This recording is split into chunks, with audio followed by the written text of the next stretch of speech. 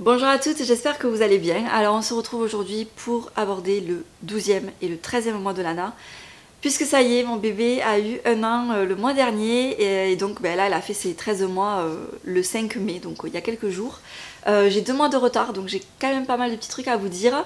Je vais pouvoir également vous donner ses mensurations exactes puisque nous avons eu rendez-vous chez le pédiatre mercredi dernier, donc c'était 2-3 jours avant ses 13 mois, donc je suis là pour le coup pile poil dans les temps. Et écoutez, on va commencer de suite avec le 12e mois parce qu'il n'y a pas grand chose à dire sur le 12e mois en fait. J'étais un petit peu à la bourre pour vous filmer cette vidéo le mois dernier, puis je me suis dit autant attendre le 13e mois, peut-être qu'il y aura plus de trucs à raconter parce que voilà, au cours du 12e mois il s'est pas passé trop de choses finalement. Elle a sorti sa deuxième dent. Voilà, donc il a fallu attendre le 12e mois pour qu'elle ait sa deuxième dent, donc du coup c'est rigolo parce que en bas, au niveau de ces deux petites dents, on voit encore le décalage en fait de la première qui a poussé bien 2 mois avant, donc voilà. Au niveau du sommeil, ça a toujours été compliqué. Lana, pour l'endormir, c'est toujours au bras. Parce que il n'y a pas moyen, elle ne veut plus s'endormir toute seule dans son lit, que ce soit pour la sieste ou pour le dodo le soir. Donc voilà, c'est compliqué, ça prend du temps du coup de l'endormir. Et elle ne s'endort qu'avec papa. Donc ça c'est le grand truc aussi. Il n'y a pas moyen, moi je vais y aller, on va y rester demi-heure et elle va pas s'endormir. Son père va prendre le relais et en moins de 5 minutes elle s'endort. Donc voilà, c'est comme ça, c'est son bébé, voilà. Le bébé a son papa quoi, on peut dire que ça y est, ça commence, la fille a son papa, c'est pour le dodo, elle ne veut que son père.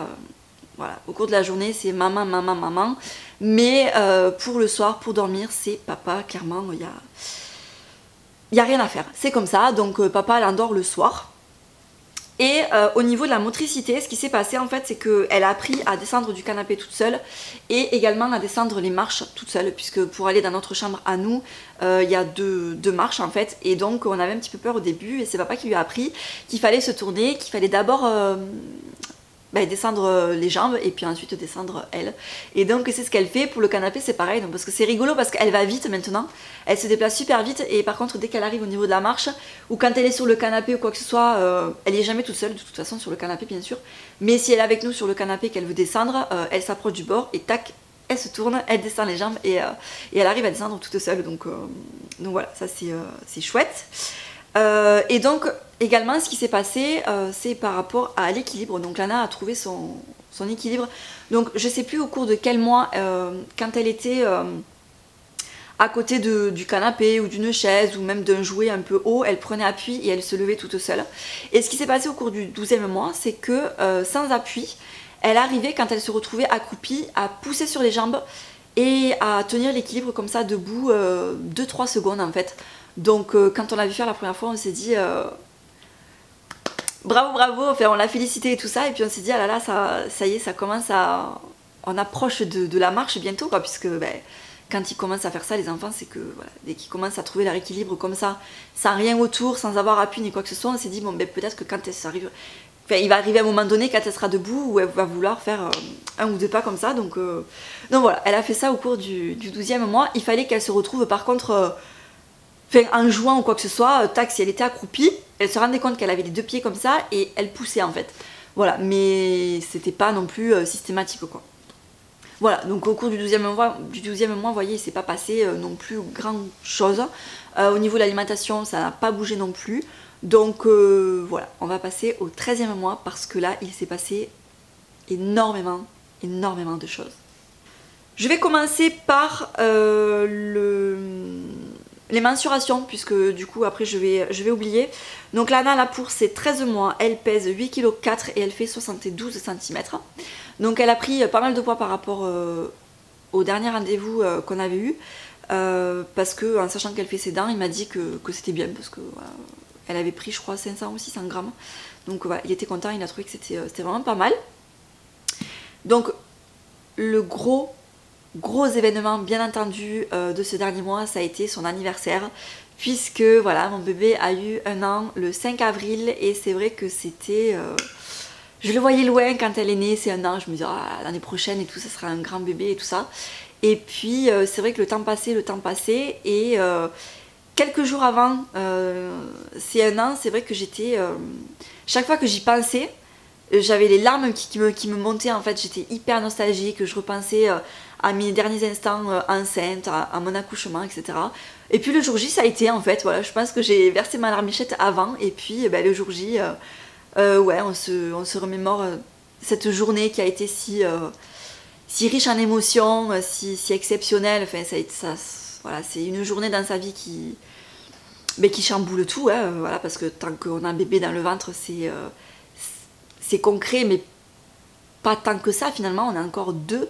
Et puis voilà, quand bébé arrive, c'est un chamboulement intense. Et puis voilà, donc ça a été vraiment riche en émotions, surtout comment mon accouchement il a duré presque 40 heures. Donc c'est vrai que voilà, je repensais à l'année dernière et je me disais, mon Dieu, à cette heure-ci l'année dernière, t'étais pas fraîche du tout, quoi. Et enfin voilà, c'est particulier. Voilà, le premier anniversaire, c'est le premier, quoi, le premier, le seul, l'unique. Et c'est important, je trouve que c'est vraiment important. Donc on a fait un petit goûter, voilà, pour son anniversaire avec la famille, voilà, la famille très proche qui est venue. On a fait un petit goûter, voilà, papa avait fait un énorme gâteau, un très très beau gâteau, vraiment.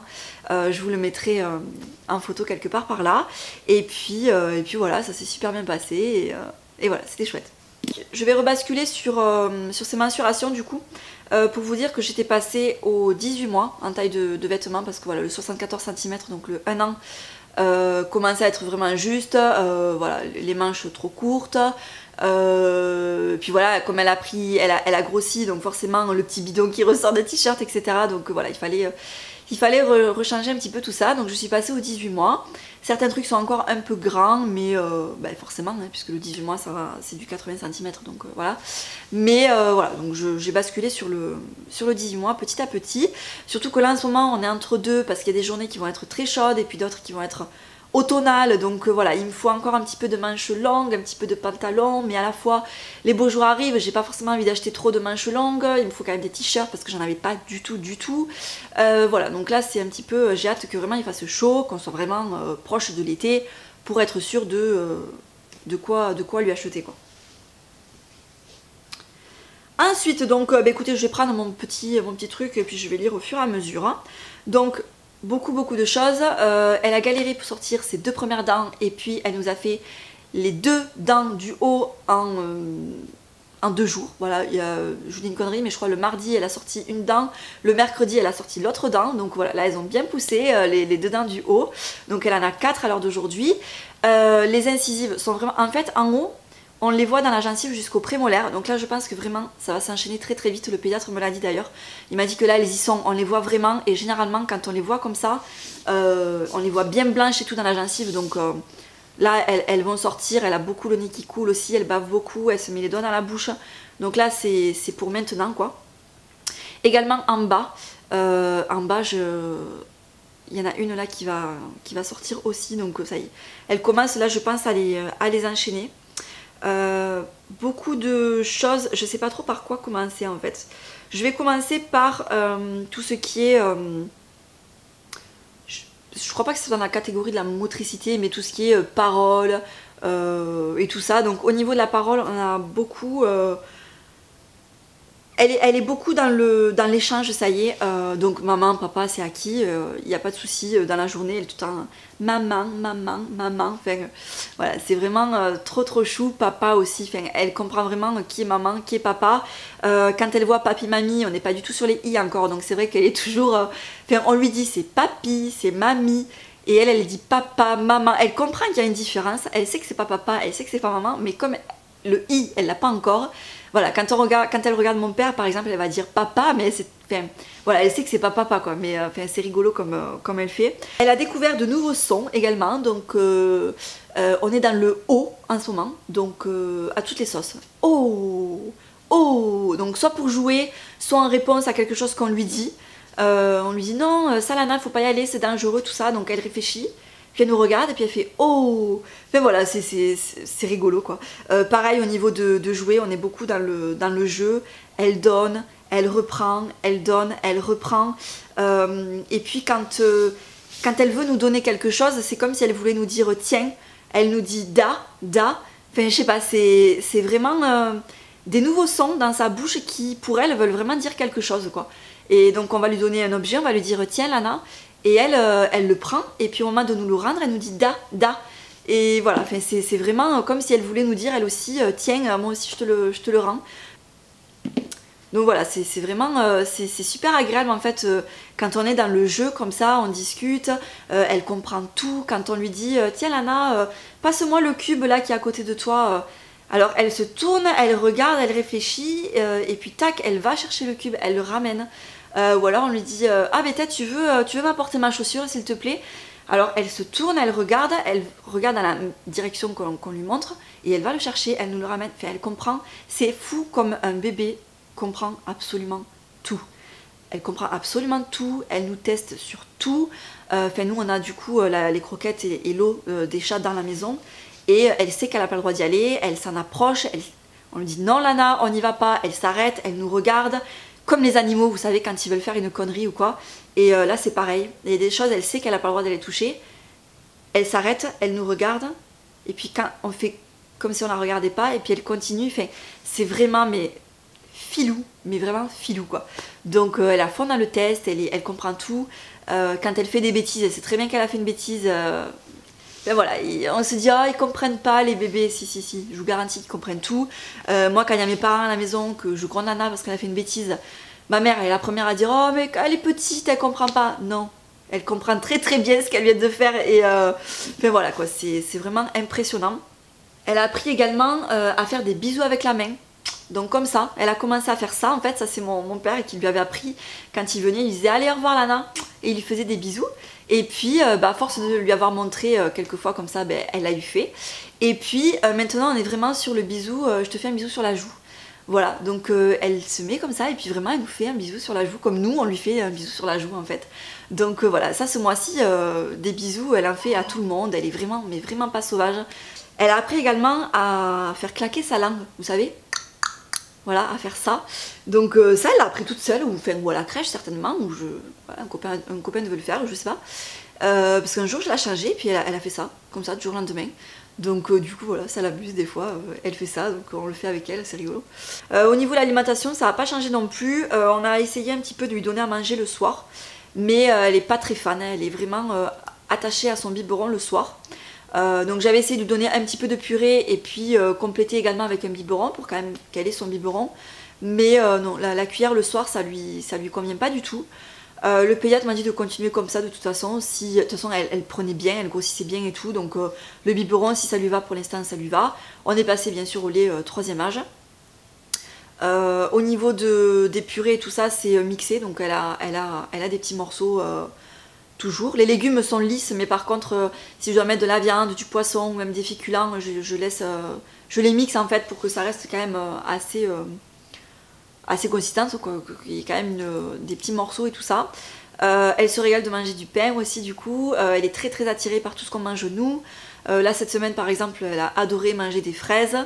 Voilà, elle est vraiment très attirée. Tout ce qu'on mange, elle a envie de le manger. Le truc de ce 13e mois, c'est que Lana marche, voilà. Lana a fait ses premiers pas au cours de ce 13e mois, donc comme je vous disais, hein, au cours du 12e mois, elle a pris appui sur ses jambes, elle a su se lever toute seule, garder l'équilibre un petit peu, et puis voilà, là ça fait 2 semaines à peu près que elle marche, voilà, elle gambade dans la maison quand elle veut. Elle n'est pas encore, si mon chéri m'entendait, il me tuerait parce que pour lui elle marche, mais voilà, on est d'accord, c'est ses premiers pas, elle marche pas comme un enfant de 2 ans ou comme nous, hein. Elle est loin de là. Là depuis 2 jours tout juste, elle arrive à... Parce qu'avant en fait, quand elle a commencé à marcher, donc elle a commencé à faire 2-3 pas comme ça, donc entre papa, entre moi, tout ça. Et puis voilà, on a commencé à espacer un petit peu les distances, elle a commencé à marcher un petit peu plus que ce qu'elle faisait. Elle a très bien compris comment il fallait faire pour se lever toute seule et avancer. Et puis souvent, elle n'était pas encore debout qu'elle partait. Donc forcément, voilà, elle a pris quelques gamelles et des gamelles qui nous ont fait peur parce que voilà, à glisser, à pas avoir le temps de se rattraper avec les mains, à taper le nez au sol. Elle a pris donc de belles gamelles hein, voilà, qui nous ont fait un petit peu peur. Donc on était là à chaque fois, on restait pas trop loin parce qu'elle n'arrivait pas à s'arrêter en fait et à s'asseoir tout simplement. elle tombait automatiquement quand elle était trop fatiguée et qu'elle n'arrivait pas à s'arrêter. Et là, depuis 2-3 jours, ça y est, elle ralentit quand elle voit qu'elle va trop vite, elle reprend son équilibre, ou alors elle penche, elle met les 2 mains en avant en fait pour se rééquilibrer. Et puis hier par exemple, hier soir, elle a fait toute la maison, elle partait du salon, elle allait jusque dans sa chambre, elle faisait le tour de sa chambre, puis elle revenait, ça y est, elle appréhende maintenant les virages, elle arrive à se gérer là, ça y est, on commence à y être, mais c'est vrai que si elle a envie, voilà, quand elle a envie, elle se met debout, elle marche, mais sinon c'est tellement plus simple de vadrouiller au sol, elle va tellement vite en plus quand elle est au sol que... Voilà, mais elle marche quand même, voilà, ça y est, on y est, voilà, ça va aller en s'améliorant bien sûr, mais voilà, au cours de ce 13e mois, ça a été le grand truc de ce mois-ci, ça a été la marche, donc voilà, c'est chouette, elle a fait fort, puisque donc ma belle-mère me disait que son père avait marché, il avait 14 mois, et moi, je crois que j'avais 16 ou 17 mois, donc j'étais vraiment pas pressée. Donc voilà, au 13e mois, je trouve que c'est pas mal, voilà, pour ces 1 an. Pour ces 1 an, elle s'est décidée. Donc voilà ce que je pouvais vous dire sur ces 2 derniers mois qui viennent de s'écouler. Je pense que j'ai rien oublié. Si vous avez des questions, n'hésitez pas à les laisser en commentaire. Et puis voilà, je vous fais de très gros bisous et on se retrouve très bientôt dans la prochaine vidéo. Ciao!